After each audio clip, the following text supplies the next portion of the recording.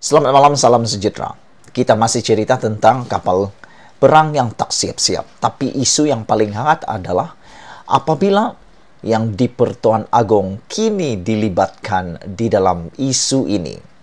Bukannya apa, tetapi pembangkang hari ini telah mengambil keputusan menyerahkan memorandum kepada yang di Pertuan Agong atau Istana Negara untuk menuntut satu RCI Suruhanjaya Siasatan Diraja bagi menyiasat kes skandal RM9 billion melibatkan kapal perang tak siap-siap ini. Aku secara pribadi amat setuju dengan tindakan ini kerana aku kurang sudah percaya.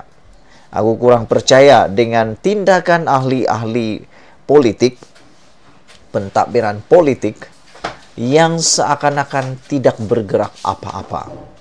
Walau bagaimanapun, aku agak gembira pada petang ini kerana selepas perjumpaan dengan Perdana Menteri Ismail Sabri Yaakob, akhirnya SPRM tak sampai pun 24 jam selepas berjumpa dengan Perdana Menteri, akhirnya mengumumkan keputusan siasatan telah selesai dan bakal akan mendakwa beberapa individu. Ini yang menjadi persoalan. Kenapa sebelum ini menurut Lim Guan Eng, aku pun setuju dengan Lim Guan Eng. Kerana Lim Guan Eng mengatakan seakan-akan SPRM dan juga AJ ataupun Peguam Negara tidak dapat menjalankan tugas, hanya dapat menjalankan tugas selepas ada campur tangan daripada Perdana Menteri. Itu menurut Lim Guan Eng. Dan aku pun heran juga, kenapa selama ini siasatan itu tak pandai siap-siap. Tapi selepas jumpa Perdana Menteri, tiba-tiba sudah siap dan bakal pula dakwa beberapa individu. Tak apalah. Yang pentingnya, SPRM sudah pun mengumumkan keputusan tersebut yang aku rasa berita baik gembira untuk semua rakyat Malaysia. Dan hari ini, pembangkang pula telah menyerahkan memorandum kepada Istana Negara bagi memahu membuat RCI bagi menyiasat kegagalan perolehan kapal tempur pesisir. Memorandum itu telah diserahkan oleh Ketua Biro Mobilisasi Amanah Muhammad Sani Hamzah susulan laporan Jawatan Kuasa Kira-Kirauan Negara PAC. Memorandum itu telah diserahkan di Ketua Komunikasi Korporat Istana Negara pada jam 11 pagi tadi. Selain daripada itu, isu yang paling menghangatkan Malaysia juga hari ini adalah apabila dijangka akan ada satu demo protes mana kapal LCS yang akan diadakan pada hari Ahad ini, 14 Ogos pukul 2 petang bertempat di Sogo, Kuala Lumpur. Sampai begitu sekalinya, rakyat mahu memprotes. Nak tahu, nak selesaikan dan mahu supaya dalang-dalang, jerung, ikan paus, jurung yang terlibat di dalam skandal RM9 billion ini didakwa dan disiasat. Rakyat tak mahu lagi perkara ini dibiarkan. Ahli-ahli yang berkaitan perlulah dihadapkan di mahkamah dan pengadilan.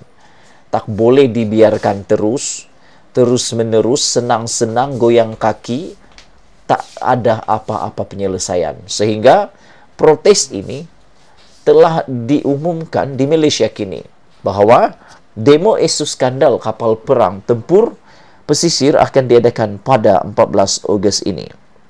Tak tahulah sudah dapat permit atau tidak, tetapi inilah reaksi dan juga naluri hati rakyat Malaysia apabila mengetahui tentang isu besar skandal 9 billion ini. Satu bantahan untuk mengetengahkan skandal kapal tempur pesisir LCS akan dirancang akan diadakan pada Ahad ini 14 Ogos di Kuala Lumpur.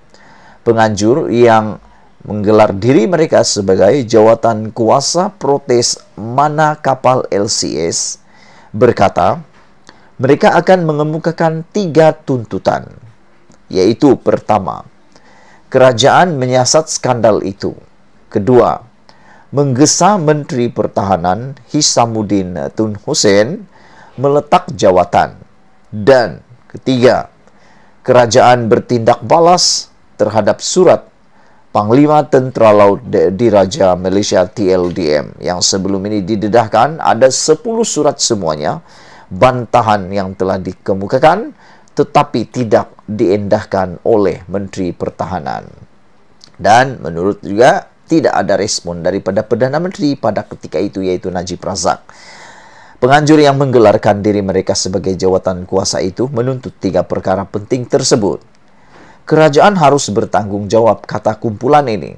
Malangnya, tidak ada tindakan serius yang diambil, melainkan alasan dan jawaban-jawaban tidak rasmi di media sosial yang tidak munasabah dari pemimpin parti kerajaan, kata mereka lagi.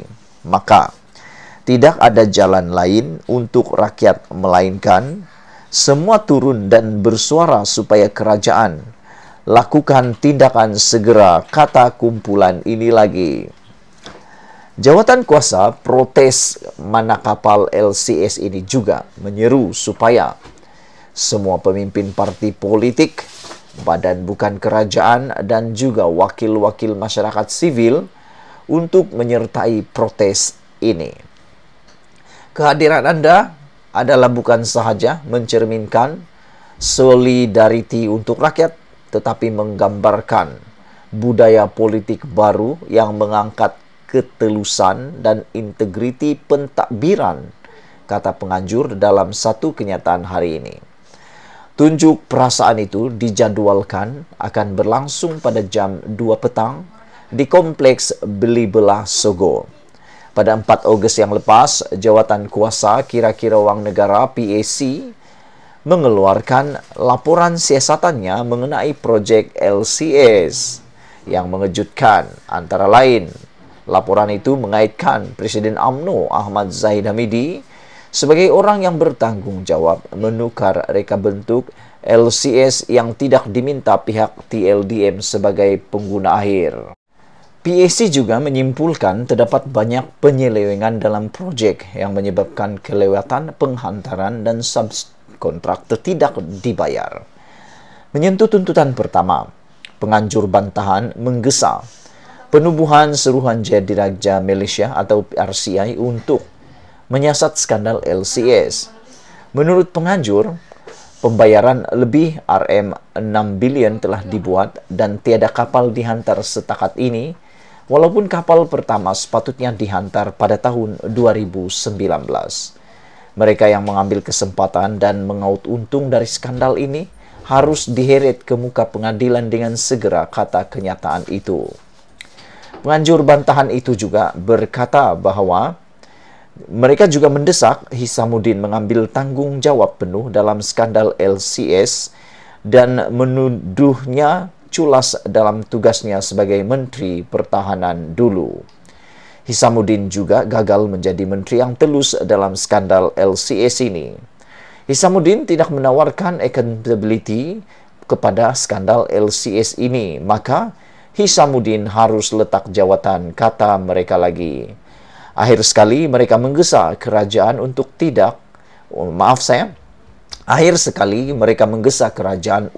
menjawab 10 surat yang dihantar oleh Panglima TLDM ketika itu, yaitu Laksamana Abdul Aziz Jafar. 5 daripadanya ditujukan kepada Menteri Pertahanan ketika itu, Zahid, dan 2 kepada Perdana Menteri ketika itu, Najib Razak. Semuanya tidak dijawab. Sekian dulu untuk kali ini. Jangan lupa tinggalkan komen Anda, tekan butang subscribe. Malaysia kita punya, kita juga sama-sama cintai Malaysiaku. Kita jumpa lagi. Bye-bye.